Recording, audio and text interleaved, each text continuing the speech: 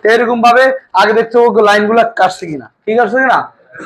যদি কোনো দাগ পড়ে এর লাগে আমরা সিপিইউ রিভিলিং এর আগে আগে মাইপা লই এটা কই গেছে, প্রত্যেকটা লাইন টু লাইন দেখি বিপ দেয় কিনা, বল টু বল।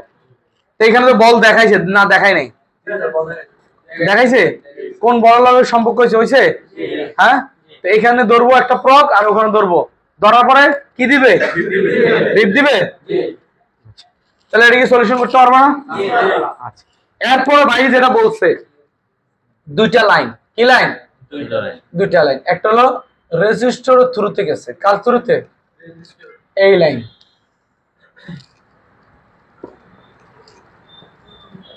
সিপিইউর সাথে ক্যামেরাদের সম্পর্ক হয়, প্রোটোকল লাইন যেটা বলে, কি লাইন, প্রোটোকল লাইন, এটারে বলে প্রোটোকল লাইন।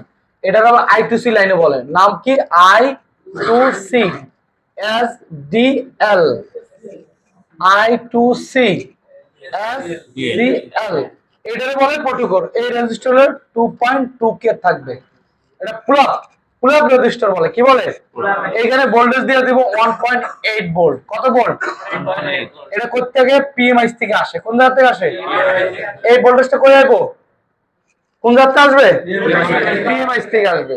কিভাবে একটু পরে যাইতেছে, এইটা দেখেন 2.2K।